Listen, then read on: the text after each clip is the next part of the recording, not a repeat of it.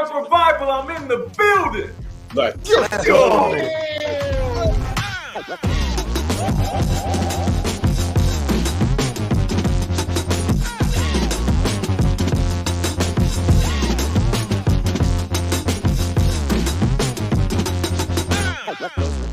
Live with the Woodlog Roll!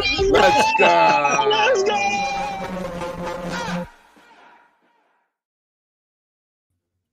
Welcome to New York Revival on this very special election day. Hefe, it's a big night tonight. I hope you did your civic duty by getting your vote in. I want to see how you're doing. Did you get your vote in? How you doing tonight? And tell us about your experience. I did vote today, and it doesn't matter who for, right? I'm voting for USA. Nice.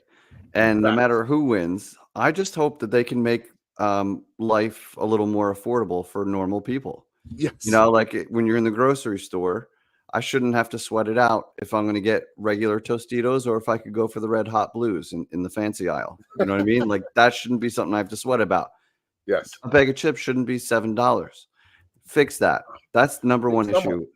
Somebody The fix it. cost of chips has gotten out of control. It's That's mostly your air. biggest. Yeah. If I were going for president, I would start my campaign with that, the price of chips. And then I will lower the price of chips for everybody. That sounded like an impersonation right there. I know. I tried. Hey, man. Well, listen, we're gonna have some fun tonight. I'd ask about your week, but honestly, did anything special happen in FA's life? If not, Oh yeah. whoa. I tweeted about it, but I went to Disney on Ice on Sunday instead of catching the first half of the Giants game. You know what? That's pretty dope. How was it? It was okay. It was fun.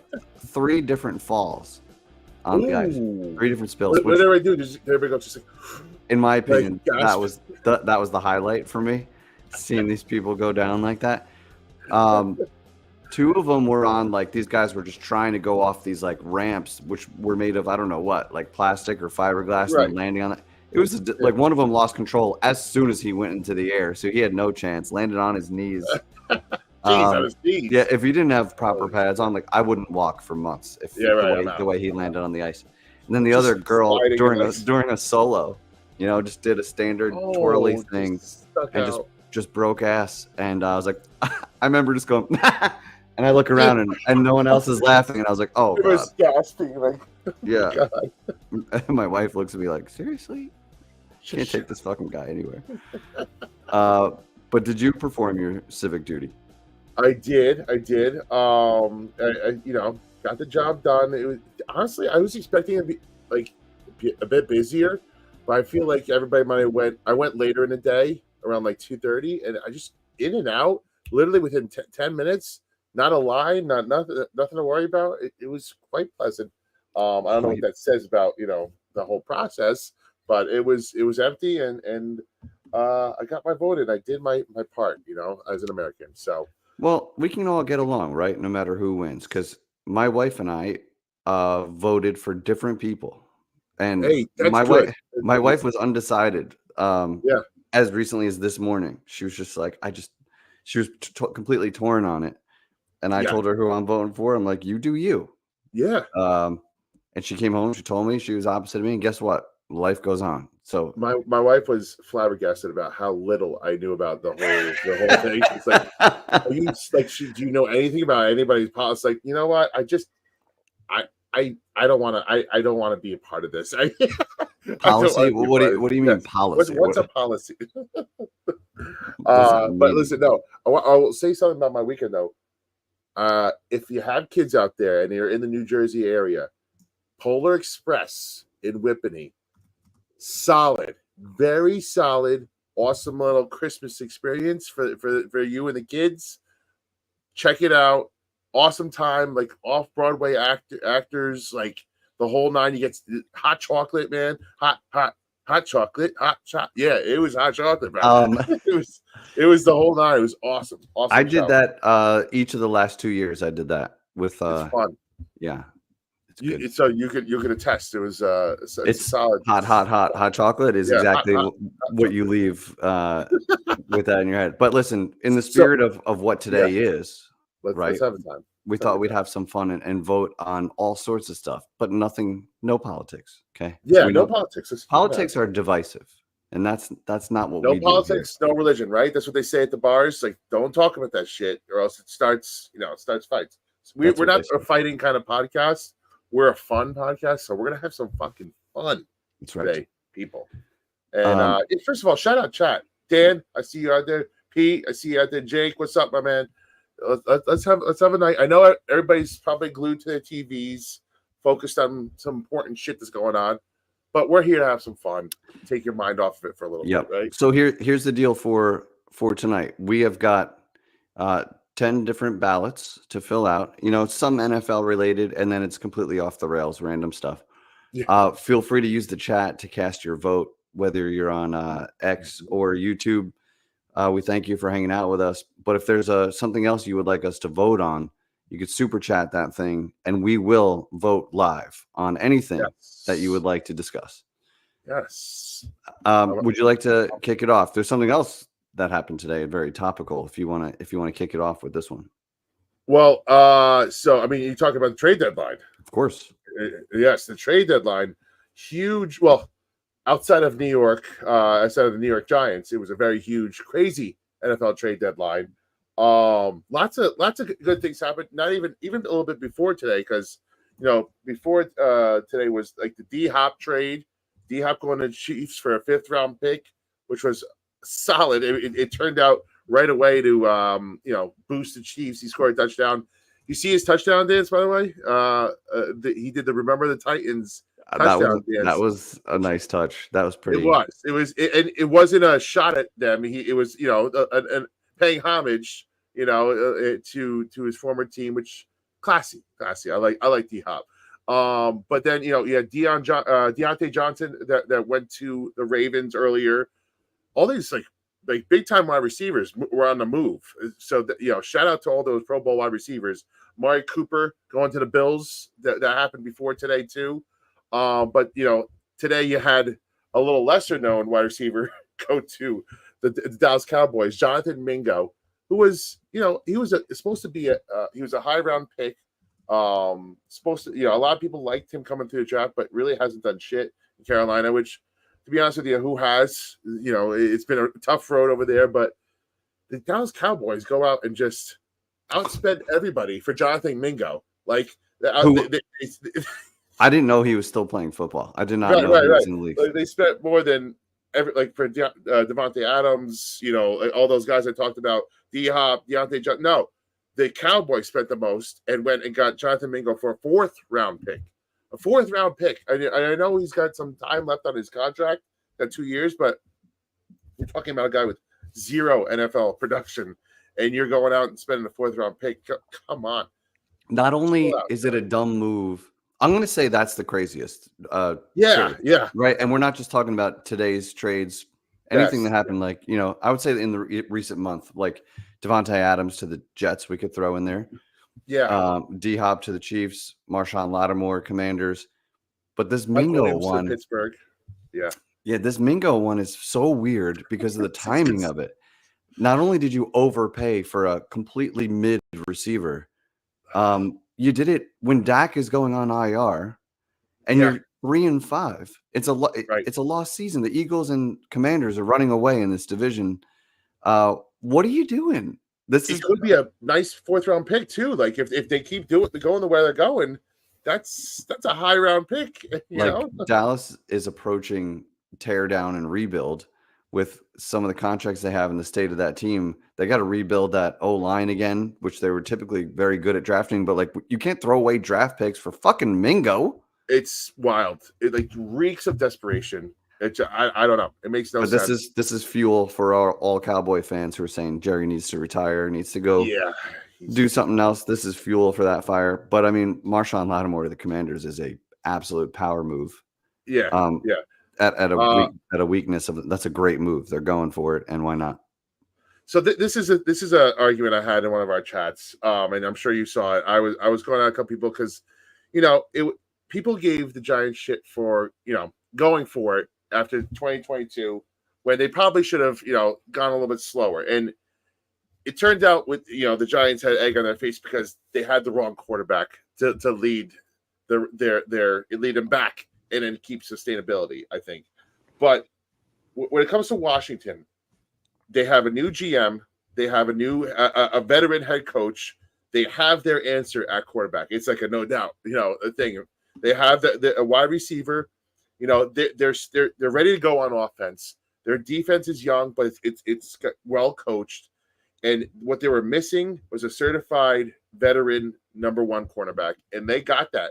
And they're saying, fuck it, like we're going for it. He's under contract for a couple of years. He's not old, he's in his prime. And good for the Commanders. Again, we're saying how, like, in terms of hating teams in the NFC East right now, Commanders are the least. Good to see them going for it, man. With the window in the NFL, you never know what's going to close. You never know when it's going to close, and go for it when you can and start it as soon as you can. You got a cheap young star at quarterback, it looks like. Go for it. Well, that's the best point right there. Like, that's the beauty of not only having a rookie contract for your quarterback, but knowing it in his rookie year that he's that dude and you have a window now. They have control for 5 years on this contract with him. They already have $120 million in space next year. So getting this stud corner is so affordable for them. He's cheap this year, but then his next 2 years, he's got bigger cap hits. Yeah. But they can easily absorb that for a number one corner. So it's a phenomenal move by them. They're on the up. Better them than Philly or Dallas, I guess. And what my overall point is, sometimes plans change, right? Like, sometimes you get thrust into, like, your rebuild goes faster than you expected. And you can't just be like, hey, we're gonna slow play this and we're gonna like, plans have changed. You made you're 7-2 now. Go for it. Like, go for it now. And I give kudos to them for doing it. And it's not always going to go according to plan, So, and when life throws you a curveball, you got to go with it. Or on the flip side, when life throws you an easy layup, you got to just go with it. And they have it with Jayden Daniels right now. So good for them. But let's get to some super chats, right? Gooster, what's up, my man? Gooster's been showing up. Yes, we here to support you, fine gentlemen. Cannot possibly care less. Wow. We're gentlemen's a strong word. It's a very strong word. But we appreciate that. Cannot possibly care less about what the Giants do this rest of the year. I'm dead inside. Honestly, we're right there with you. We're right there with you. We were talking about a pre-show. We coined the phrase "I'm dead inside." I mean, we invented it. Facts. It's in every one of our polls. It's true. It's like you hate to be here, and we're going to talk more about the Giants in a little bit. Because we are a Giants heavy show, but like, we don't want to talk about them because they're so depressing.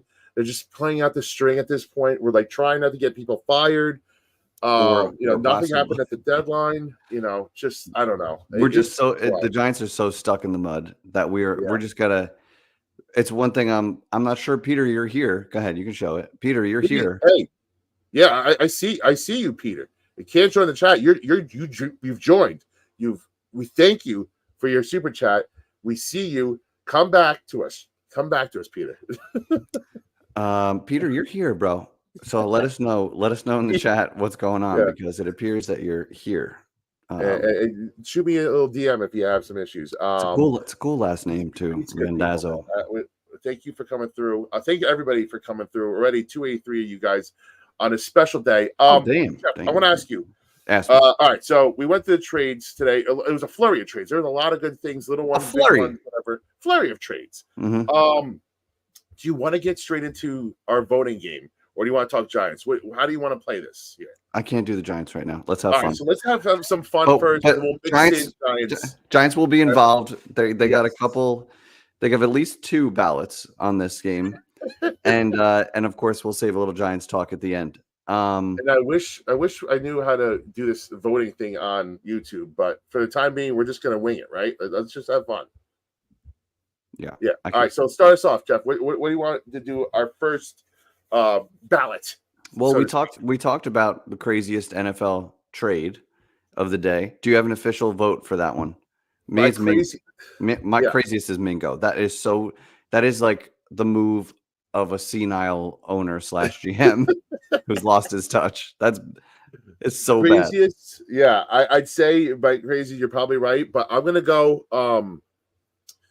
The Chiefs just plucking D-Hop from the Titans to and then it could be a 4th round pick if they make the Super Bowl, which by all accounts it looks like they're going to. Now they're 8. Like you look up at the standings, they're like, Mahomes is playing like shit. Their defense is okay. Everybody's playing okay. They're 8-0. Like they're just fucking 8-0. It just got way stronger. Pacheco's 2 weeks from coming back.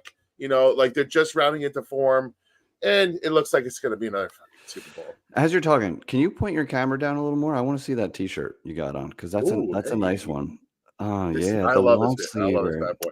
It's light. It feels good. Got the blue and red. We didn't do too many of the blue and reds. That's nice. Got it while it was hot. We will be back. Yes. We will have another merch person soon. I promise you, people. We'll try and get this bad boy. Every time I wear that Revival hat, it gets comments. I like that hat. I know. I'm not normally like a bigger hat, flat brim kind of guy, but it works with that one. It works. I could sell those. My friends ask about it every time I bring it out, and I'm so smart that I never think to buy a bunch and then sell it to them. Okay, you go D-Hop, which is definitely crazy, different kind of crazy. I'm gonna go good crazy. I'm gonna go Mingo on that one. But we're gonna save these. Let's not delete these in the doc here because we're gonna put tomorrow. We'll clip these segments and we will put polls out there on Twitter so you guys can vote on these. I got one for you, sir. Yeah. There are quite a few hot seats out there in the NFL. I want to know from you, who is going to be the next NFL head coach to be fired? Could be midseason, could be as soon as the season ends. Whoever is the next one on this list. Okay. We got McCarthy in Dallas. Okay. We'd be remiss to not mention Dable of the Giants. There's talks of it, so we're going to put him there. It's up to you if you want to vote for him or not. And chat, let's hear from you too. A, B, C, or D here. Okay. Yep. A is McCarthy. B, Dable. C, Peterson in Jacksonville. Okay. Ooh, that's good one too. They had a flash in the pan season in 22, much like our team, and they have done a whole bunch of sucking since then, much like our team. And finally, Eberflus in Chicago, who seems to have not sure what's going on there. You got DJ Moore walking off the field in the middle of a fucking scramble drill. The play when he had enough time to go sit down on the bench, look up at the big screen and watch the end of the play happen. The dude just walked off. Never see. And then I don't know if you saw this at the end of the game. Quarterback Caleb Williams is limping. He just got knocked down. His old lineman picks him up. He's limping off the field.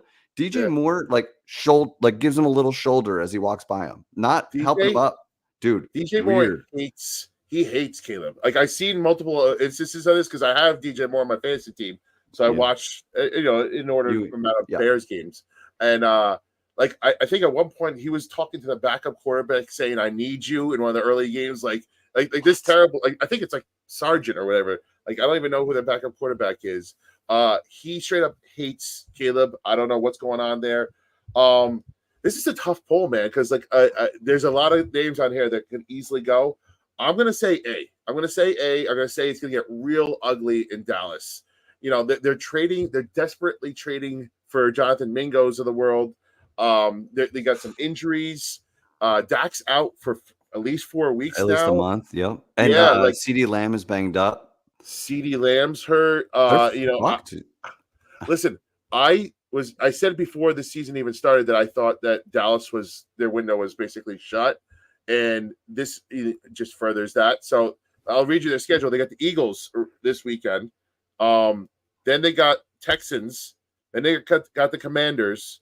Then they got us on Thanksgiving, which is again they should win that, but without Dak, who knows now. Well, Cooper Rush is still there backup. Cooper Rush is there. He is an NFL backup, right? He is kind of. But those are 3 good teams. He beat us a couple years ago. Yeah, they're ready. Yeah, right. Who did it? Who has? They're ready 3-5, and they're staring down the barrel 3-8 at this point. Before the Giants game, and then they got the Bengals after us. Their schedule. Watch them get a higher draft pick than the Giants. after all this. Oh, yeah, but they just paid Dak, so it doesn't really matter. That's true. They're not going for a quarterback. I mean, that's fantastic. So I'm going to go with my man, Mike McCarthy. He stinks. He's not a good coach. He's out of there. And I'm actually worried. I want him to stay there. I want him to stay there because I think he's a bad coach. But I think if their Cowboys are smart, they get somebody else in there, a better offensive mind, and they run it. What about you? What do you think? I think you can make a case for any of these. Just to go something different, I'm going to say Peterson with Jacksonville, just because they got to feel like they just paid this quarterback who really hasn't done a whole lot with the hype. I remember, as me and you talking about him when he was a sophomore, maybe, and you were like, he's not coming out next year, the year after he is, like that's how he was largely viewed as like this kind of prospect like that. And he has really not, and he's had weapons. I don't know really what's going on in Jacksonville, but they're not doing it right. I just think Dable is not going to get fired in the season. I don't think so. Eberflus, it would look so dysfunctional to fire coach midseason with a rookie quarterback. That's just a shitty fucking thing to do, even though they're a mess. Can I read a stat, though? A really crazy one? Sure. He is 0-18 on Sunday road games. Eberflus. Oh, I don't even know how that's possible. He has not won a Sunday road game. He's 3-18 overall. What is like they've won a primetime road game? That's what? How many? So it's got to be over 2. He's been there that long? Yeah, because that's over 2 seasons. Yeah. Wow. Wow, that is haunting. I've heard some haunting stats lately, mostly involving my team, but that one is up there. That's impressive. I'm telling you, don't be surprised if and I think was I reading you their schedule? I was reading you their schedule. I think when we were on a call earlier, it's brutal. It gets really bad. They're going to lose 5 of 6, 6 of 7. It's like a disgusting stretch. Yeah. It's so I'll tell you right now. Well, so they got Patriots this weekend. That could be their last win. They got Packers, Vikings, Lions, 49ers, Vikings, Lions, Seahawks, Packers. Tell me what game they're going to be scheduled. Death row. They're going to beat. They're going to beat the Patriots. Maybe Drake May is starting to. I don't know. Yeah, maybe. You never know. It is. Where's the game? Depends where the game is because they don't win on the road. Apparently, I think it might be home. But either way, I think maybe you see 2 wins the rest of the way for the Bears. I think they've overachieved. And it probably could use another nice high draft pick anyway. It'll be good for them. There's a reason to get Eberflus out of there this winter, and then you get your new coach. Imagine losing 10 straight Sunday road games and be like, I'm not even close to done. Let's keep this going. I'm gonna go Peterson. Okay, McCarthy is definitely a good one. I don't know, man. Dallas is a mess. You just love to see it. Okay. Yeah. All right. So. You want the next one? Let's go with the next one. Let's go with the next one. Let's keep firing these off because I'm having a good time. You're having a good time. We're all having a good time here. All right. So, okay. This is a good one here. Who will be the starting quarterback for our New York Giants the last game of the season? That's versus the Philadelphia Eagles. Will it be A, Daniel Jones, number 8? Number 2 in your heart, in your playbook. B, Drew Lock. Will be Drew Lock our I don't even know if he's our QB2 at this point. I guess he's our QB2. He's paid like one. Or will it be C, Tommy DeVito, who is now back in the news again for Giants fans because everybody's like, hey, you happy with those Tommy DeVito wins last year? That again.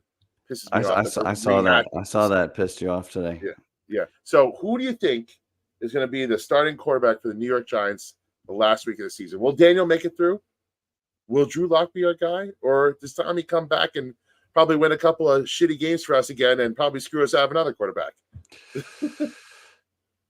I'm going to say Daniel Jones. Just because they have not wavered in if they were worried about the injury clause, if they didn't have to win games, they would have already switched, right? Yeah. They're still desperately trying to win games. And Daniel Jones is an amazing combination of he gives you the best chance to win, but also the best chance to lose, which really says more about Joe Schoen and the fucking quarterback room he put together. Oh God! But that's where we are. So I'm going to say Daniel Jones, and imagine he gets hurt in the last game. Oh, don't put that. I know that's not. I know that's not. Don't you put that evil on us. But I'm going to say Daniel Jones because that's the way the whole thing is trending. So I'm going to go with momentum. What do you say? So let's read off the next couple of games here. We got Panthers in Germany, right? He's obviously getting that one. He's coming off a fairly decent game by Daniel Jones standards, right? The Commanders, he's got this game. You figure he's going to have another nice game versus the Panthers. They might even win the game. You know, you go to 3-7 at that point. So he gets the Bucks game. And provided that he doesn't just totally bomb out in that Bucks game, it's at home. Well, which who knows if that's good or bad. But then the following week is Thanksgiving. It's a short week. So they're not going to throw in Locke or DeVito on a short week. So he's got the next 3 weeks already. And then you're ready into December. So there's a very good chance he's going to make it all the way through at that point, like provided he bombs out. I don't, like you said, I don't think they're worried about the injury clause. Can you please tell me? I'm sorry. Finish your. No. So I'm going to say, oh, damn, this is tough. I'm going to say he's going to get hurt at some point. He's going to get hurt. Unfortunately, I don't want to say that. I'm not asking for him. Well, it doesn't have to be a deadly injury clause. No, he can just have an ankle injury, a concussion. And by the way, that injury clause is just can he pass a physical by the next March? Season? Yeah, by next season, next March, he needs to pass the physical. I think before the league year starts. Exactly. So he tore his ACL last year, and he came back and he passes. So, barring another torn ACL, knock on wood, or a neck injury. I think that's really, I think that's they're operating by like the only way this is going to happen is if it's a devastating injury, you know. And for the offensive line, they're playing not great, but they're not playing terrible, in my opinion. Like people want to knock the offensive line. I think they've had some bad little spurts here and there, but they actually, considering what's happening on left tackle, which I don't know how we can talk about how they never back up left tackle all day. But I don't think they're playing terrible. So I think he's going to make it. You know what? No, I think, it's going to be Daniel Jones. It's going to be Daniel Jones. He's going to finish out the season. Hey, wouldn't it be a great parting gift for Daniel Jones to just give us that number 1 pick? Can you just give us something? Just do that, and then go have the second wind somewhere else in Indianapolis or some shit. And good luck to you. Godspeed. Good question, real quick from Gooster, who's a made man at this point, so he can get his comments featured now and then if they're good like this. If he shits himself from Taco Bell, does that affect the injury clause? It's a very good question. I have to bring up, bring that up to Mr. Mara out there. I don't know, maybe he might know best, but he might.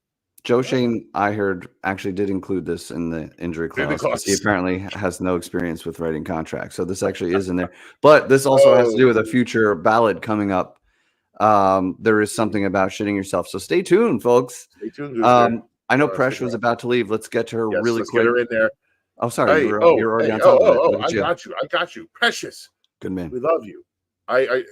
Revival fam, just dropping by to say hi. She always just comes to say hi, just brightens our day. She's the best. And just drops off a little love for us. Thank you, Precious. We love you.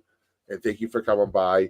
The weekly Presh for keeping the lights on. We love you. Thank you. Keeping the lights on. The weekly Presh is one of the best traditions. She is just our most consistent fan. And speaking of consistent, Bill the Bar Hartnett. Bill the Bar Hartnett. The back again. Give me Tommy after the bye. I got 22 million reasons why. I hear you. And it's crazy that I think we all feel a little bit more confident with Tommy DeVito being. I was going to go Tommy DeVito before Locke in our poll. I was going to go with Tommy DeVito finishing us out because what does Mara want, right? He wants the wants people to come to the stadium, right? And what does New Jersey love like right now? They love them some Tommy DeVito. So, Tommy's going to come back. He's going to probably play in a couple games. If Daniel Jones gets hurt or it just really bottoms out and it gets ugly, Tommy's gonna come in here and probably finish out the season. I don't think there's a reason to go to Drew Lock. You know, right? Like, what is he gonna give you? Nobody's showing up in the stands for Drew Lock. You know, so yeah, Drew Lock was a bad choice for so many reasons. Like, if there's no upside, like if your offense is literally last in the league, why do you have a backup that gives you zero upside? He could chuck it. He could chuck it. He would be like the make losing fun again. Like he would like. So he's like a lot like Jameis, but like a worse version of it. Like he's gonna chuck it deep. He's gonna throw probably like 2 or 3 interceptions, but his 1 or 2 touchdowns are gonna be like 70-yard bombs, and they're gonna excite the shit out of you. He's gonna do some dance moves and shit like that. Like, he's fun, but he's not good. So speaking of, I know we talked about Bill the Bar Hartnett, who is Bill. He has set the bar for being Revivalist of the Month. That's our fan of the month. They get the VIP treatment. They get the keys to the castle, all that. Scoobs is our current Revivalist of the Month, but I'm going to say Gooster's positioning himself to make a run at it next month. He's climbing the rankings. Doing all the right things. Let's just we got 2 more supers, and then we'll get back to the show here. Another consistent. Oh yeah. What do we call him, Chris? The curveball Goliath. Yes. I'm sorry. Yes. I didn't mean to butcher your last name. I suck, Goliath. You got a second chance. I suck. No, why? Because I was thinking of David and Goliath when I threatened to fight Bobby Skinner today. Someone said David and Goliath, so that's been on my mind. I would never fight or offend a man of that size. With the offense playing terrible, who do you vote on to call the plays, Dable or Kafka? All right. Well, you want to take this? If you're ready to go, I got something to say about it, because I still think Dable is drawing up, and I know I'm going to get shit for this. I think Dable's calling a good games. I think he is. Like, who cares if you get shit for it? You speak your goddamn truth. No, I think so. Like, I got into a couple arguments with a couple people today, this week, about how the Giants played offensively, and you know what? Like, yes, it was ugly in the first half. Yes, they barely threw the ball, and if we had a quarterback that he trusted in, there's no doubt in my mind that he would have thrown the ball more than he did in that first half. But hey, it kind of like Tracy was running the ball well. Like, Singletary was running the ball well. We were moving the ball. You know, we were keeping Jaden Daniels off the field. The plan seemed to be working, and had not been for fucking Deontay Banks' like total brain fart at the end of the half, it's 14-7 and we're right in the game, you know? Like, so his plan wasn't terrible, and then he opened it up in the second half, and we scored 3 touchdowns. You know, Daniel Jones, for as much shit as we gave him, he had one of his better games of the season. He ran one in. He had a ridiculous touchdown called back on a Slayton offensive PI, or else it would have been a bigger day. The offense. How did that drive end up after that penalty? Field goal. Because, of course, they can't overcome a massive. Yeah. Well, yeah, exactly. Anything. But that was a bullshit call. Overall, like, if you got add 4 more points for the touchdown that got taken off the board, that's 26. And they went for 2. Maybe stop going for 2, Dable. That's something that's not working for us. Just take the extra points. But you're talking about a 28-point game when it's all said and done.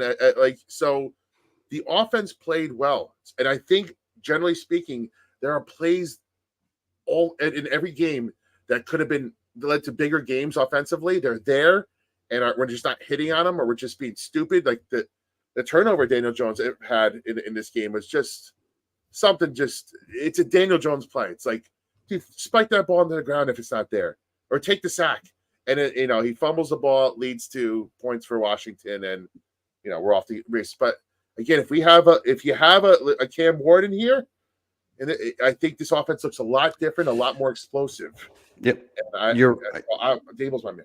You're right on all that, and I'm with you. Dable's a guy, and Sarge kind of summed it up pretty well here. Dable's limited in his play calling due to the limitations at quarterback, and it's Daniel Jones did have one of his stronger games, his truck at the goal line. I mean, if this is a meaningful season and your quarterback does some shit like that, you're going fucking nuts when you see that. Yeah. But I think the problem with the offense is that the easy things are a struggle. You know, like those simply when we talked about it last week when he laid Slayton out last week, that's just a standard throw, and instead it's an incompletion and Slayton got lit up. Little things like that you can't trust to happen. And my biggest thing is when you watch the good quarterbacks, good to great quarterbacks, they give you plays that aren't there or that you can't see, or they make something happen. We get zero of those. Yeah. It just you never get anything above the X's and O's. If it's right there, if everything's perfect and everything's on time, he'll make that throw. Yep. And he has arm strength. He can do those things. But he doesn't give you, like, as soon as he scrambles, I assume nothing good is happening. Yeah. Every time. Right. Like, you know, whereas the good quarterbacks, when they're on the moves, a lot of them get better that way. So I think there's a lot to go into why the offense is looking the way it is. But trust me, Giants fans, when you see the right quarterback come in here that can play above the X's and O's, it improves every single person on the team. And you're seeing it in Washington right now. And speaking of which, we were on with Tim last week. I'll disagree with Tim here because he said he doesn't like the "we're quarterback away" phrase. And I truly think a quarterback changes so much, man. It changes so much. It gets you more points. It gets you plays when they're not there. It keeps possessions alive. It keeps your defense off the field. It changes the vibes in the building. Your defense invested. Too. Yeah. It's such an important position that if you even have a above average quarterback, like, you know, say a Dak. I don't think Dak is a great quarterback, but if you have an above average quarterback at that position, a borderline top 10 guy, Dak is above average. You know, when he's playing good ball, there's no question about it. You know, right. So on this last, we're talking about Daniel Jones a little bit here. I got a challenge for you. I got a challenge for us. I want to hear me out here. Put your beer up. I say, because people are getting sick of us talking about Daniel Jones. Everybody's getting sick. As are we. Yeah. So you know what? We have to kind of we can't not mention the quarterback position when we talk about the Giants. So what we're gonna do is we're gonna have fun with this.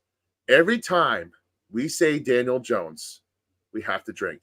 You could talk about the quarterback position. You could beat around the bush, but if you can't say his name. If you say his name, you have to drink. How about that? What do you think? Daniel Jones. Daniel Jones. You threatened me with a good time, you son of a bitch. All right, I'm in. Right. Let me get a freshie. Let me get a freshie. You don't want us to talk about Daniel Jones? We literally won't. We won't say his name. We have to talk about the quarterback spot. I don't know how you're going to mention it. I know. Can you even say quarterback, or do you want to take it that far? Can you say the quarterback? Well, if you're referencing him and going in on it, you got to drink. You could say what you need to say, but you just have to drink. But if you mention his name, any form of his name, it's an automatic. Drink for 8 seconds. Automatic, yeah. We have one more quick super here. Oh, Rendazzo back.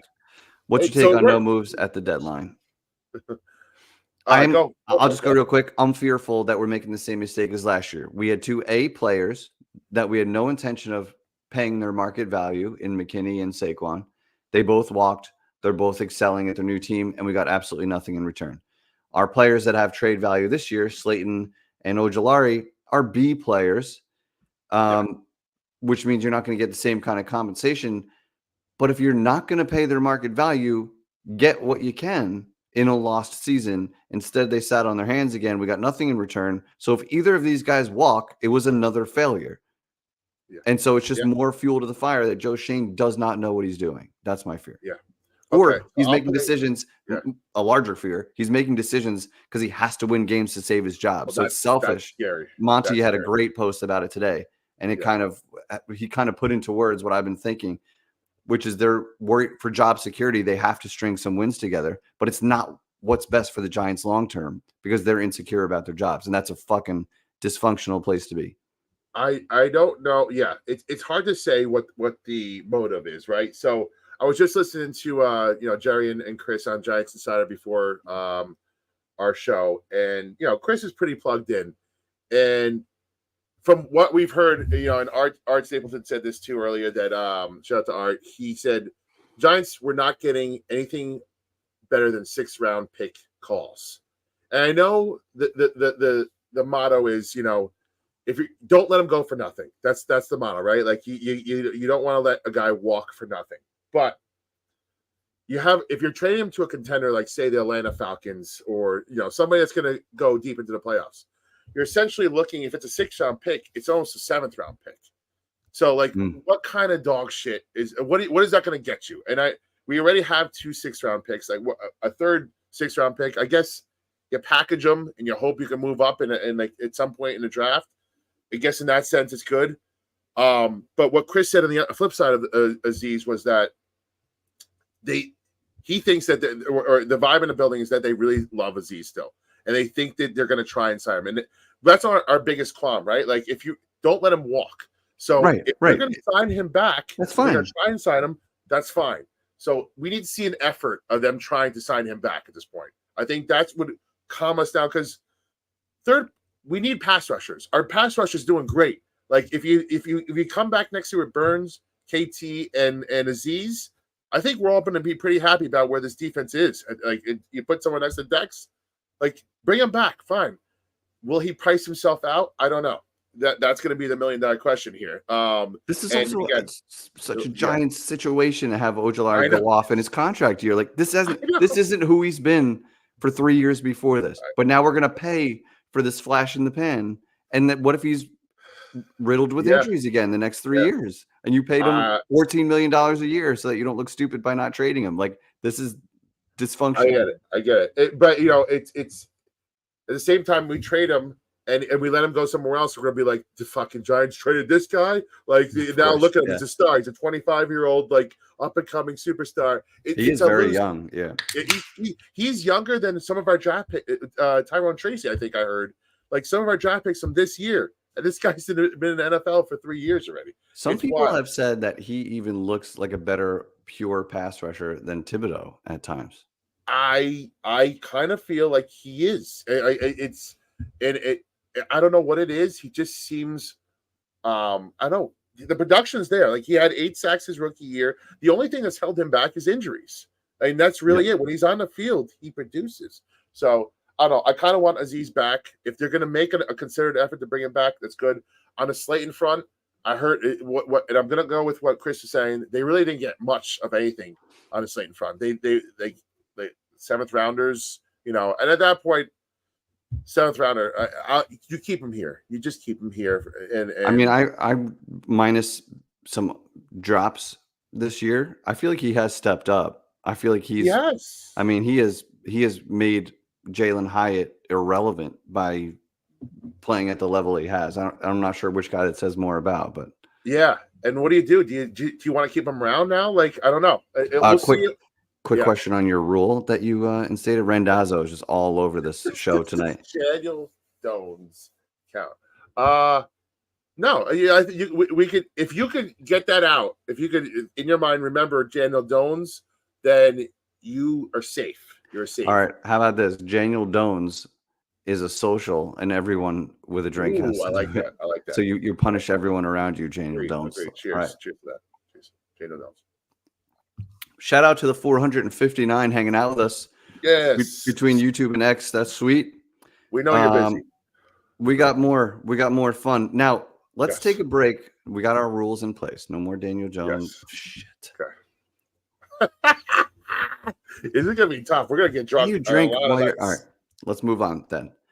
Our next ballot, and we got to start running through these. Yeah. Now we're going to step aside from the NFL real quick and answer some of the questions that the world needs answers to. Yeah. What, in your opinion, is the best cure for a hangover? Is it A, bacon, egg, and cheese? Could be your variation, nice. Sausage, egg, and cheese. Your breakfast sandwich. Yeah. Is it a drink? Get back on the horse. Ooh. Or is it a smoke? And a dog. Ooh. This is now tough. some might say all of the above. Combo? Unfortunately, you got to pick one for this. Right. I'd go like a C and A if I had a real choice. But that would let's say, okay. I would say the best way on a weekend, and provided the kids aren't around, I'm gonna say just get right back on the horse again and hair the dog. It's proven to just be like it's the easiest way, I think. A bacon, egg, and cheese will just calm the stomach. Maybe it might make you feel worse sometimes. Doesn't calm shit. Smoke might get you the spinnies. It's but getting back on the horse, you're already like drunk. So it only takes you like 2 at that point to get right back into it. And once you get past that first one, you're like, okay, I'm back. Yeah, and like make no mistake, you're kicking the can down the street. Yes, I'm gonna be. Right. But you are rounding the edges of the hangover. Yes. So there's a lot of truth to what you said, but I'm gonna go C, a smoke, because especially if you got like one of those like pinching headaches where like Advil ain't cutting it, another drink ain't cutting it, nothing like that. A little puff will sometimes set you free, but the problem with that is you mentioned having kids around. That's not always the best combination. Agreed. So it's tough. It depends on your settings. You might have to improvise here. Matter. All good choices, but in the chat, Chris Peace, former revivalist. Sausage, bacon, egg, and cheese. Yeah, sausage, bacon, egg, and cheese. Both two meats. So me and TK, aka Carlos, used to work together at a radio station back in the day, and we were selling airspace. And when we were working, we would go get these breakfast sandwiches after a night out, and we called them a heart attack. And it was sausage, bacon, egg, and cheese with a hash brown on there. So it was just everything happening on this sandwich. Sausage, bacon, and a hash brown. I agree with the hash brown on it. That's a really nice. It's a really nice layer in there. I love that. A little crunch to it. A little like I love that. Personally, I'm a Taylor ham egg and cheese guy. That's my go-to. I used to do it. I say I was a C and A and C kind of guy. I'd smoke, and then I have my Taylor ham egg and cheese. I have my green tea, my Arizona green tea. Nice. And that was my combo, and it was flawless. It worked every time. And I was ready to go back again. My thing in college, I don't know why I was obsessed with like half frozen Gatorades. Like I would have a Gatorade in rotation at all times, and I just loved it in that slushy state. So that was always my wake up go to. A lot of people are getting hungry in the chat now. What is it? I just got to ask because I'm not sure. What is that? Poutine? Yeah, what is that? I don't know. I was about to ask Jay. Jay, give us some more details about what poutine is. Okay, yeah, if it's the only correct answer, he's Canadian. I think it's something Canadian. Jay, let us know. Is that like Canadian pork roll or something? Jay, let us know. I'm curious now. Oh, fries, gravy, and cheese curd. Oh, that's your nightmare. I can't. That is everything I can't eat. That it's what I love that. That's like it's almost like disco fries, right? Like at the diner. If you're a Jersey guy, if you ever seen disco fries, it's fantastic. I think shout out to Diggs on Twitch. Diggs, what's good, man? It sounds like you're a first timer. Hey, yeah. we love first timers around here. Diggs, what's up, my man? So everybody knew what poutine was except me. Cheese curds. Cheese curds. Curd is such a gross word. What is that? Fucking Wisconsin? What are you from? Wisconsin? No, that's what it looks like. It sounds like it's a Midwest, like either Canadian / I don't know what that's from, but it sounds like disco fries to me, and I'm a fan of disco fries. I gotta be honest. I understand why you are not, Jeff. I understand what you got going on with your stomach. That is not good for you. Yeah, that would not work. Yeah, we might talk about that in an upcoming ballot. All right, you want the next ballot? Let's keep it moving here. Yes. Okay. So we're on to the next one. We just got past. Halloween. Good times. I'm sure you had a great time with your kids, right? But you know what? Sure. I'm not a big fan of Halloween. This is my season. This is my season coming up. We want to talk about holiday seasons, right? Like, what holiday is your favorite holiday? For me, I feel like we're already talking about Christmas. I hate this thing that we do where it goes straight from Halloween to Christmas, and everybody forgets about the best holiday on the map, and that is Thanksgiving. For me, A, Thanksgiving, best holiday. B, Christmas. That's your second choice. C, write in whatever you like. Is it 4th of July, Memorial Day, Easter, whatever that may be. New Year's Eve. Some people are fans of New Year's Eve. Look, we got Chris with the New Year's Eve. I want to hear from the chat. Favorite holiday for me, it's football, it's food, it's not the panic of buying presents and the chaos of Christmas. I'm gonna go with A. Jeff, what is your favorite holiday? Give it to us. My whole life it's been Thanksgiving. I'm gonna stay consistent. You know what my last name is. Yes. It's a big deal. It's a big deal in my family. It's a 2-day event in my family. And the cousins get together the next day with a nice Thanksgiving tradition. But I will say, if I were to write in, and I would say Christmas has gained some ground when you have kids. There's some magic involved in Christmas and everything. But I just love what St. Patty's is about. You know, where back when that was something you would celebrate pretty big every year, a little less now. But you just wear green and drink. Like, I just love the simplicity of that. You just party, you wear green. Everyone's Irish tonight, baby. Shout out to anybody who knows Boondock Saints and gets that reference.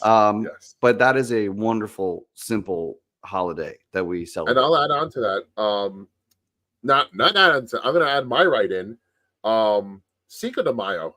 I always had a great time on Cinco de Mayo. I'm a big Mexican food guy. It's right there at St. Patty's guy. Right. I'm a big tequila guy. So every time Cinco de Mayo came around, I would grow out a little mustache and just put my sombrero on, and I'd play my little and I'm ready to go, dude. Tacos, tequila, and that's all I need. My Coronas, do my little mariachi band at your local Mexican joint. I love that shit, and it's no coincidence that I have 2 kids born 9 months after Cinco de Mayo. It's no coincidence. Me and the wifey, we're big fans of Cinco de Mayo. Wow. Here, household, we love it, and it wasn't planned this way, but we like to have fun on Cinco de Mayo. Well, clearly, that's no coincidence at all. Speaking of sexy time, we're on to our next ballad here. Yes. Okay. Yes.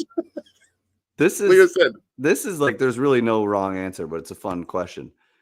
What is the hottest thing, sexiest thing a woman can wear? Other than nothing. Okay, nothing. Other than nothing. Right. That's before you write that, and everyone was in the chat damn. Sexiest thing a woman can wear, is it A, a dress? She's all done up. Okay. At a special event, they obviously look fantastic. Those. All right. Is it yoga pants? Solid.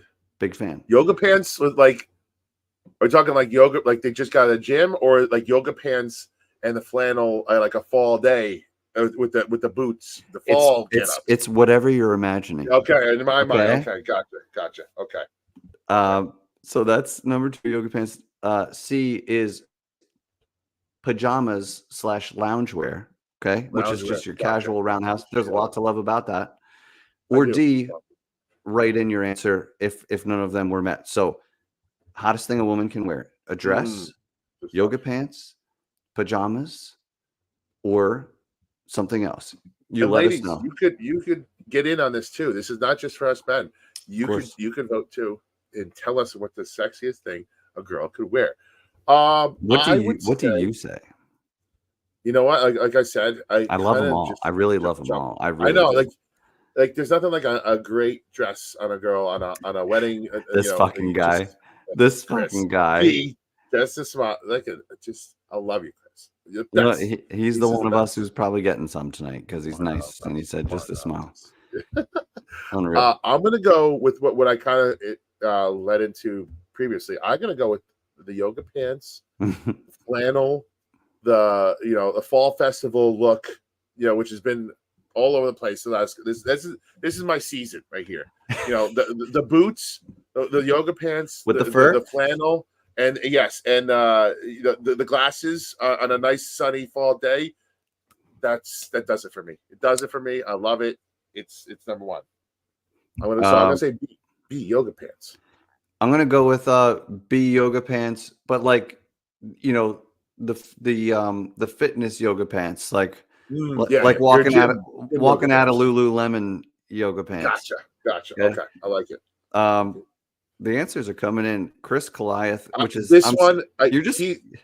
Sundress. He's right. He's right. He's right. Especially like if you ever worked in the city or been in the city, like with the first spring day, like week of the first week of spring where it's consistently like 60, 70 degree weather, the sundresses. Dude, living in Hoboken for 2 years when I was 25 and 26 years old, I would have sworn the most beautiful women on the planet lived in Hoboken. Facts. And I married one of them. So I'm a man of my word. I really believe that. But sundress. He got it. Chris has it, bro. Chris knows what he's doing. Yeah. Okay. You want the next one? I do. You know what? Let's see. What do we got here? Okay. I've been debating this with a couple of people. I was just talking about this with my barber because we were talking about watching sports live, right? And it's a good debate. I like to say that people are all over map on this one. So let's talk about the best sport to watch live. Is it A, football? We MetLife stinks, but some of those stadiums are pretty awesome, right? Some fans enjoy watching their football team. Some fans, especially even at home, believe it or not. Yes. Is it B, baseball? Hot summer, like a nice summer day or night where there's no, you don't have to sit in your seat all game. You can walk around the stadium, enjoy the sights, enjoy the food. Some people like the warm weather. So it's a warm weather season game, and some people are into that. It's a C, basketball. Pretty cool being in a small arena, watching these 7-footers get up and down the court. We had a damn good time at the Knicks game last year. Yeah. Sure did. And MSG's, one of the better venues to watch a game at. Fun time. Or is it D, hockey? Same kind of concept of it. You're in a small arena. You're down on the ice. It's just so much different seeing it live, feeling like smelling the ice, feeling a little bit of the coldness, and seeing them go back and forth. The sounds of a hockey game. I love it. Or there's other ones. There's other sports too. E, write your own it. Jeff, what do you have for this one? Tough one. It's hockey for me. I think that's the sport that is the biggest difference. Like football is so cool. The one thing I like about football live is you can see the whole field. You can see the whole game. Like you can pick out a particular matchup. You can see holding calls after, like you can see things that you don't get on TV. They can only show you so much on TV. So I like that about football. Baseball had no chance in this for me. Baseball is last on your list. Got it. Yeah, for sure. Okay. Basketball's pretty good because it's like nonstop action. Yeah. But hockey, there's really nothing like it because it's a tough sport to televise. Yes. But live, it's incredible. Just seeing how fluid these guys are and how powerful and strong and fast and like just quick decision making and the insane skill that they have, all of it together. And when you hear the sound of like the puck hitting their stick, even on just a pass across the ice, like it smacks. Like it's so fucking loud. That puck is frozen. It's just so impressive. Like that's a sport. Like I never played organized hockey, only in the street and stuff like that. So I have so much respect for hockey players in general. But I think it's hockey. You're not wrong. I always say like people that are on the fence about like watching hockey, they're like, it's whatever. I say go to a game live. Like go to a game live, and you won't come back from it. Especially if there's a fight or a shootout. Like there's so many fun, exciting things that happen in a hockey game. And again, like I said, you're so close. You're right on top of it. Like TV doesn't do it justice. Whereas football is the complete opposite. Football is so watchable on TV, right? And again, half the times I'm going to football for the tailgate. I go to football for the tailgate, and that's like most of the time I'm now indifferent about going to the actual game itself, right? I don't even care. Maybe it's because of my team, whatever. But maybe. Yeah, maybe it's got a little bit to do with it. But hockey, I have to agree. What I will say is baseball is underrated because, like I said, it's summer. It's the most. It's the nicest time to go to a game. Always, it's like you're going June to August. It's usually gonna be nice and hot out. You can tailgate all day, all night, and not be cold. You don't have to wear layers. You can walk around the stadium, not even pay attention for half the game, and cheap tickets. And what I'll say is, especially if you're going to other parks, all the parks are different. They're so cool and that unique in their own way. And that's what's so different about hockey, basketball, and football. Like, your field is your field, your ice hockey, your rink is your rink, whatever, your court is your court. Baseball, dimensions are all different in so many different places. You got Fenway with the large wall. You got San Francisco. You got Pittsburgh Yankees with right field. Yankees, dimensions. The Apple at Citi Field. Every stadium is unique and cool in its own way, and that's like a fun thing to do, to go to see other stadiums. I feel like you'd like to do that. That's a very good point about baseball. Yeah. No other sport changes its landscape that much, right? Right. Excluding golf, of course, where every course is different. Right. And you know what? Hand up, I've never seen a golf tournament live. Either. That's on my bucket list. Hey, we have to go now. We have to go. Me either. And we talked about Eli, who, by the way, is celebrating his 17th anniversary tonight. Shout out to Eli and the wifey. We love you, baby. But we have got to get him to a hockey fan. He got into the Rangers big time in the last year or two, thanks to me and Spiro like shoving him in that direction. But once I could tell he was getting into it on his own when like we're on the phone one day. Yes. He's like, listen, Shesterkin's just got to step the fuck up. And like he is. And he's like pronouncing these tough names correctly. And I'm like, oh, you've been watching. Yeah, I know. I knew he was watching when he was starting to pronounce the hard names the right way. I was like, okay, I like it. Okay, yeah. I'm going to take this next. We got 3 more. Let's run through here. What is the most awkward situation to be in? Is it A, a double date with your ex? That's bad. That is awkward. B, watching a movie with your parents and a sex scene comes on. Terrible situation. Or rough. C, a stinky fart in an elevator right before 10 people get on. Like you think you're by yourself. Yeah. You're heading down to your destination and then, oh no, 10 people get on and you dropped a bomb. Oh, this is tough. What do you think is the most awkward situation to be in? Well, so I feel like A is easily avoidable. Like, like you. I know. Why would that happen? I don't. Yeah, you just skip out of that. Like, who wrote this shit? So I'm gonna skip A, but man, I'd say C. C is hard, dude. C is hard because like sometimes you just whoops, like it happened kind of deal. Yeah. And you're a couple more floors to go, especially if there's like multiple floors. Right. You might think you're sailing and you're like, oh, okay, this is the time. People know exactly, especially if you're the only one in when they come in, they're like, oh, this guy, look at this fucking asshole, lighting up the place.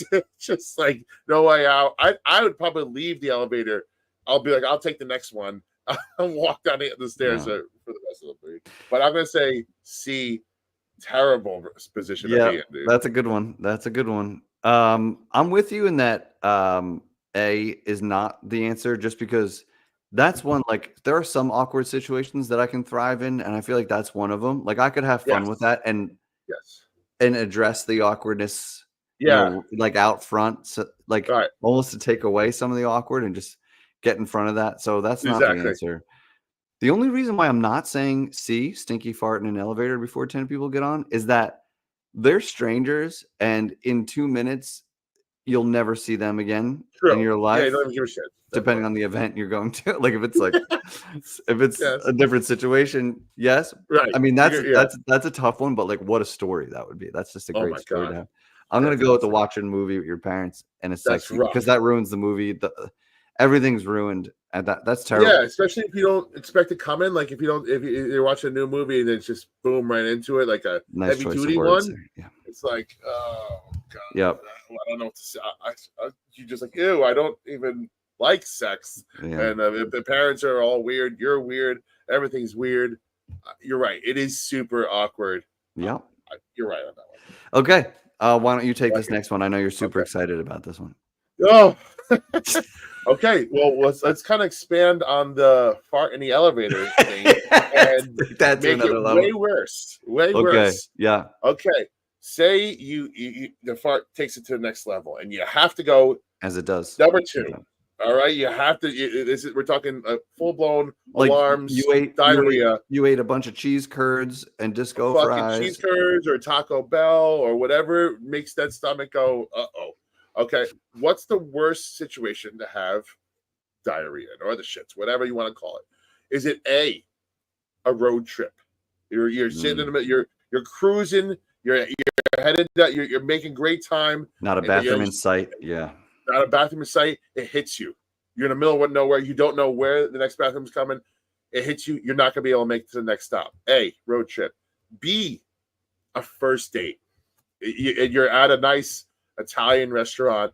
You know, you're with this girl or a guy is smoking hot, and it just you feel the bubble guts, and you got to go. What the hell do you do? You can't tell the person, hey, I'll be back in 10 minutes. Bad situation. Or is it C, in the middle of a speech or a presentation? You say you're at work, or you're best man speech type of thing. Best man speech, and you know that taco you had before the ceremony starting to come up, starting to feel bad. Your stomach. You can't put that mic down. What's the toughest spot to be in for Hefe?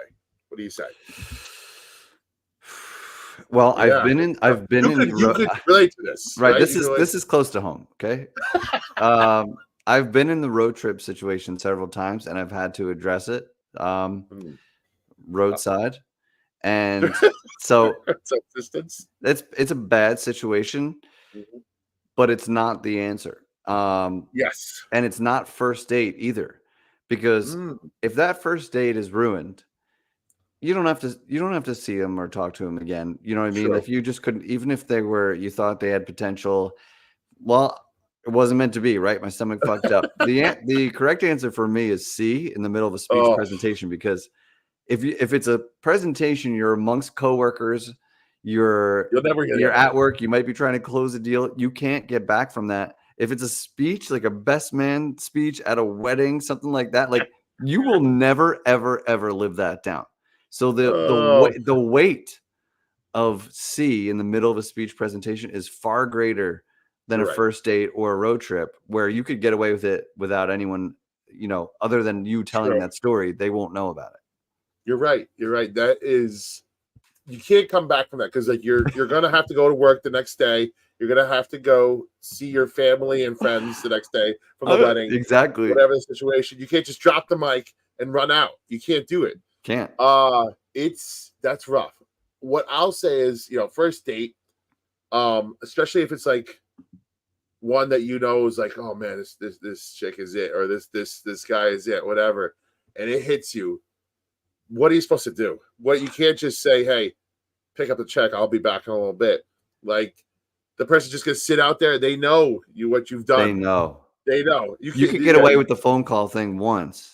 Yes, but when you have to go back 5 minutes later to the bathroom, and it's like only one. Right. Imagine this like little Italian restaurant. You know those Italian restaurants that have one door and like in the middle of the room, the small door. Yeah. At that point, and it's a door for everybody. Imagine the line, the backup after a couple. At that point, I drop cash on the table and I say, the night's over. I'm so sorry. Yeah. And should she want to try again, then she's legit. She's a keeper at that point, right? Right. Tough one. I like that one though. That's a good one. I could just imagine you giving a best man toast, and then just being like, "I'm so sorry, I gotta go," and like you just hear the mic drop. Oh my god. Okay. Last ballad for tonight. This is a bonus. Okay, we're back to baseball here for this one. Next season, Juan Soto will be A, a Yankee, B, a Met, or C, the field. He's going to play neither Rogers, of those two. Phillies, whatever. What do you think? Well, I mean, you know what I think. Yeah, everybody knows what I think. It's already been reported, but there's a couple of rumors out there. Cohen's already in on it. Like he's out there. He's throwing money around. He's the first to be in contact with Soto, his agent. The Mets want him. This is the big silver fish, right? This is the one you hang up. This is why Cohen became an owner of the New York Mets. This is what we've been waiting for, to get the big kahuna, right? Like, and he is it. Soto's it. The Mets, after getting a little taste of success last year, and you're like, okay, we need one guy. We need one guy to put us over the edge. And Soto's it. We have the richest. He could trade one stock and pay for the money that he needs to get Juan Soto. Go get him, Steve Cohen. He's gonna get him. It's gonna be his eye on a prize right now. And he's gonna be a Met next year. I fully believe it. We got the guys in the clubhouse that he wants to be with. The vibes are different. It's just not more laid back as a Met than a Yankee. He is the star. He'd come in, just be ready to go, and you can spend the rest of your career. And if you win a World Series in Queens, you are God. You are God. God says you're not like the Yankees. You can be like, okay, we'll put you with the rest of the gods. With the Mets, there's not many gods in our history, and you'd be it, man. You'd be it. So I'm gonna say B. He's coming to fucking Queens, baby. Let's go. I actually agree with you because just the vibe I got from the interviews, like right after the season, he made it clear he's just going after the dollar signs, and I think the Mets are going to be the highest bidder. I think they're going to outbid the Yankees, and I think he'd probably rather play for a marquee type team, with the expectations, the eyes on him, and if it comes with the money too, I think he'll do it. Like he just made it seem so like ice cold. Like, we'll see his business. I can't believe he did it like that. Like right after a tough, like one of the toughest World Series losses I've seen, and he didn't be like, he could have been like, hey, this is not the time and place to talk about this. Like, let's revisit this. He's like, you know what? No, I'm gonna go to wherever pulls. And then you heard Cashman today, like, they asked me, are you worried about the Mets? He's like, well, they have a lot of money. They're in a big market, and Cohen's going to spend a shitload. It almost is like, it sounded like he was resigned to the fact that they're not going to be able to match what he's getting offered in Queens. So I hate to say it, Yankee fans, you're gonna. But what might happen here? Hear me out on this. Imagine if Pete Alonso goes to the Yankees. A little swap of Pete Alonso to the Yankees. Then the Yankees lost that swap. Big time. True. But listen, Pete Alonso in that with that porch and like he could hit a couple of Oppo homers over there, man. It wouldn't be a bad scene. I'm sure the only thing I don't like about that is Mets fans were happy at the idea of him going to the Yankees, which makes me and they watch him a lot closer than I do, which makes me think it's not good for the Yankees. I think he would be nice. He's fun. But he's not Juan Soto. He's not Juan Soto, bro. He's not. All right. Let's land this plane here. Let's bring it home with some quick Giants talk. This was a lot of fun tonight. I hope you enjoyed this different kind of show. We're always going to try and mix it up. And this was fun. I enjoyed this. So the Giants, they are in Germany this weekend, 9:30 a.m. Sunday, by the way. So wake up. Get your Bacon Eggo Cheezo. Yeah. Get your drinks. Get whatever you got, your cheese curds and turds, whatever you got to do. Get them going for this game. We have another ballot here for the Giants. Oh. This is a game. This is the first time, I think I saw another, speaking of disgusting stats, it's like the first time in 25 games that the Giants are favored or something like this. Yeah, it's 24. Renan's very on top of that. So Renan said the Panthers just won a game against New Orleans, got New Orleans coach fired. So this is a team coming in with more momentum than the Giants, but the Giants have way more talent and should absolutely win this game. But you never know. So the question is, let's have some fun. How will the Giants fuck this one up? Because they've been very impressive with finding ways to lose this season. Is it the defense quits on the team? Because we've seen a little bit of this. Banks, the effort. There's a lot of frustration going on in this team. Yeah. Daniel Jones shits the bed. That's a social for everyone who has a drink. Cheers. Or C, is it a field goal kicker incident? Which has been it's very plausible. I think we're gonna be on to our third kicker of the year already by week 10 or whatever this is. It's ridiculous, dude. What do you think, sir? How do the Giants fuck this one up? Defense quits on the team. Daniel Jones shits the bed. Field goal kicker incident. Drink. I'm gonna go with C. I'm gonna go with C. Wow. Because it could be close, man. It could be close. You know, there's a situation where the like Bryce Young's playing for his career. I think they got a taste of a win. You know, it might end up being close. And this guy, this rookie kicker from Rutgers, shout out the rookie kickers, bro. What I don't even really remember his name. It's something like, sounds like, I think it's like an Irish name. It's nice like Irish lad, yeah. McTeagan or something, whatever the hell it is. I think he hasn't been under a pressure kick before. Like, so so if he has to, if the game's on the line, you know. Also, I don't even know that he might make it to the game. Like, with our luck with kickers, what if he gets hurt? Then I don't know what happens after that. But I'm going to say C. We'll find, because the actual actually, I was going to say it hasn't really happened with missed kicks yet, but it has. Greg Joseph missed a couple of kicks to lose us one of the games. Sure did. I think Daniel Jones is going to have. Yeah. Good rule. I think good rule. Daniel Jones will have a decent game. I think our defense will have a good game. And I think our field goal kicker will probably blow a close one. I see it happening. It's such a good answer. Fuck. What about you? I could see the quarterback having a good enough game. He's gonna get we'll have one rushing touchdown, one passing touchdown. You could so be right with the field goal kicker thing. I could completely see that being the reason. But I'm gonna say the defense. Like if it's a close game and the offense happens to fuck up late, I could see the defense just being like, "I'm done. I'm so done with this shit." Checked out. Yeah, and it'll probably be like Banks, if I had to guess, who just quits on a play, frustrated. He's got the Giants media all over his ass. He's got the fans all over him. I could see that kind of thing happening, which would be a crying shame. It would. Yeah, you're right. It could. That's probably more plausible than 8 doing his thing and messing up, because I think he's 8. For the most part, he hasn't been bad in any games, right? Or not any. He's been more good and decent playing good ball for him for most of the season. I could see him doing it again. I could see Neighbors having a big day.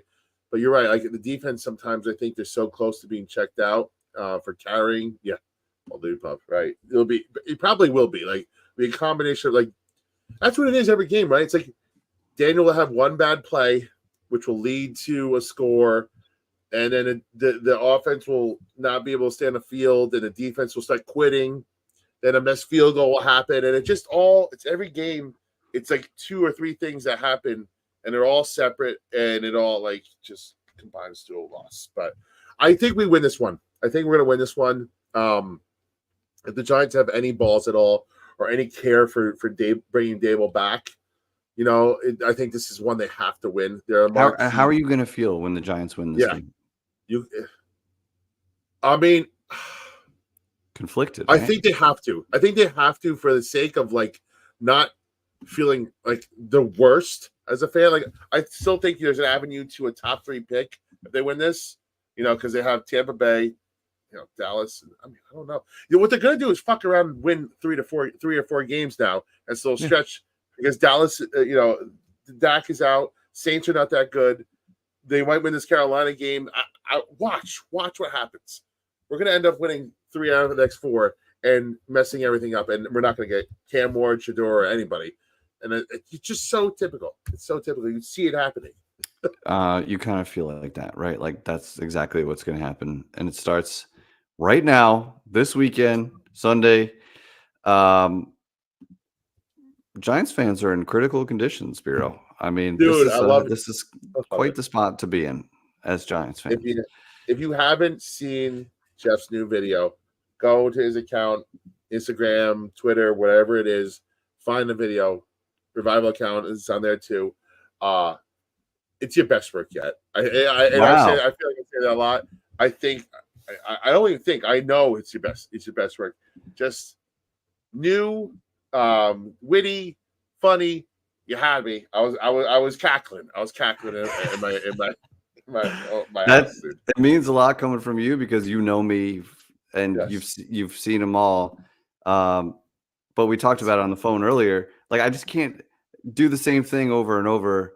And I've done plenty of them already over the last 3 years, but I'm just ready to try some new stuff, right? And and if it means expanding beyond, like we did the Yankees and Mets call, which once Soto decides, there will be another call for sure. Speaking of new stuff, open-minded, try that poutine. Try it. I mean, I physically can't, but I will take your word for it. We could do a whole show on the situations that I've been in due to stomach problems. Like it has given me unbelievable stories. If I ever were to try stand-up comedy, I wouldn't have to write any jokes. I would just tell the stories of what I've been through, and you would not believe it. You would think that they're made up, but they're not. One of them includes I was doing some side work painting at like a senior center and just to make some cash on the side. I was like probably 24 or something. And all right, I guess I'm telling the story. It hit me. Has this haunted you your whole life? Like this has been yeah. Okay. Gotcha. Yeah. Oh yeah. And the wing of the building that I was on, there's no like bathrooms or plumbing or nothing. So I had to, in an emergency, like sprint to another side of the building because it's like happening and like take an elevator up. And I'm just like desperate to find anything. And I get off the elevator and I saw a plant in the corner of the room. My first thought was that could be the spot. That could be it. That was the level of desperation I was in. And then I saw like a janitor cart kind of thing, like down toward the hallway. So like I wish if my run could have been on camera for how I went down this long hallway with it just about to happen. And I saw them in the room. They were like making up the bed or something. So I just sprinted in there into the bathroom. Yeah. Locked the door. Hiroshima. Just absolutely dropped an absolute bomb. And then like I look around and there's like old lady towels and like an old lady makeup case and like pictures of grandkids like on the wall, and I can't believe what I just did in this poor lady's horror. Just a horror. Like it was my god, dude. My worst experience was early on in my relationship with my wife. We went to one of her good friends' houses, and there's only two. It was like a condo. There's only two bathrooms in this house, and this is the first time I'm meeting these people. One of them was up in their bedroom. You can't go up there. Like you don't do that, especially not newly. Yeah. No. The second one, the bathroom was right near the kitchen, right where we were all hanging out. Like if I went to the bathroom and I did what I had to do, everybody's gonna hear it and smell it afterwards. It would have been a terrible time. So I'm like kind of like trying to tell everybody to wrap up the conversation, trying to get everybody to go. This is going on for an hour. Like I'm just clenching and just sweating. Yes, right. And as soon as we get out of the house, I say, Kate, let's get to the car. Hurry, run. I sprint to the car. I was like, go as fast as you can. I don't care if we get pulled over. Find the nearest place. There was a Wawa about 10 minutes away. I like you said, if there was a video of me trying to get from the car to the Wawa at that point, it would have been must-see video.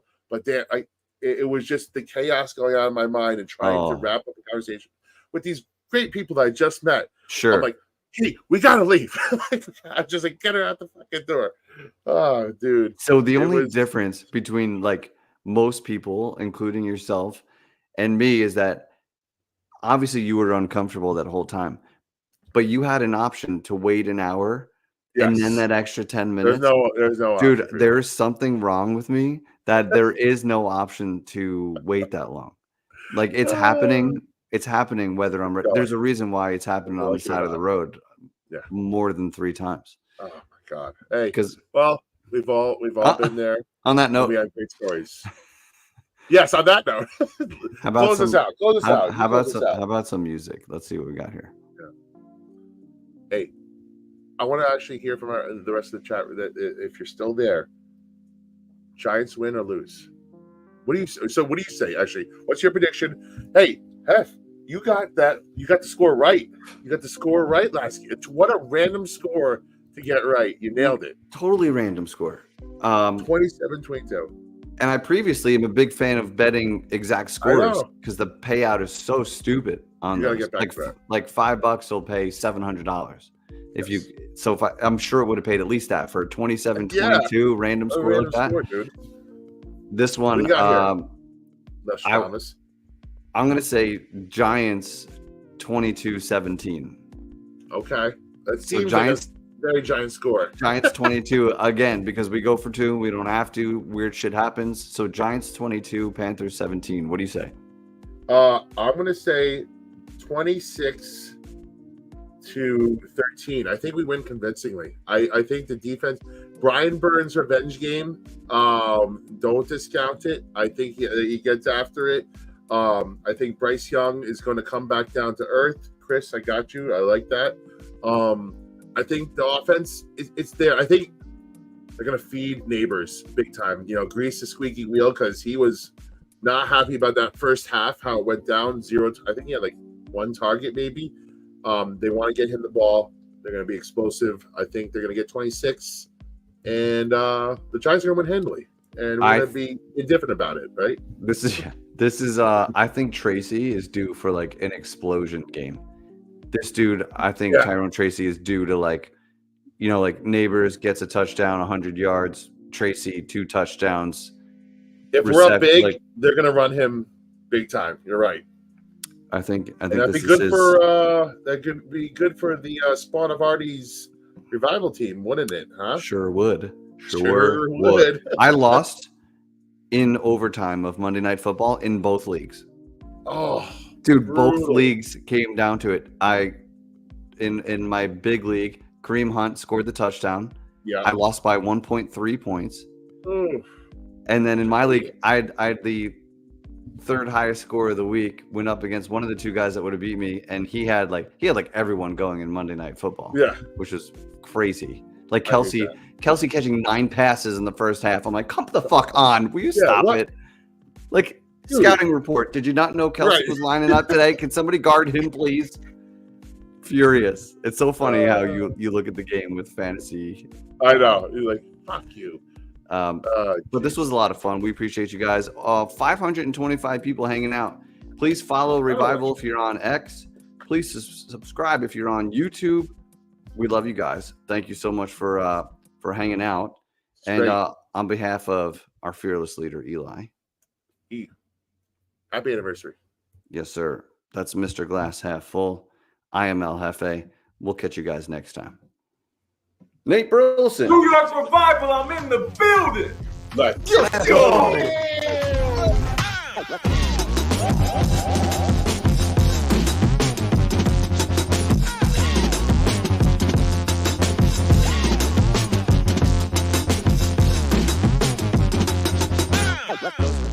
Live with the Woodward Roar! Let's go.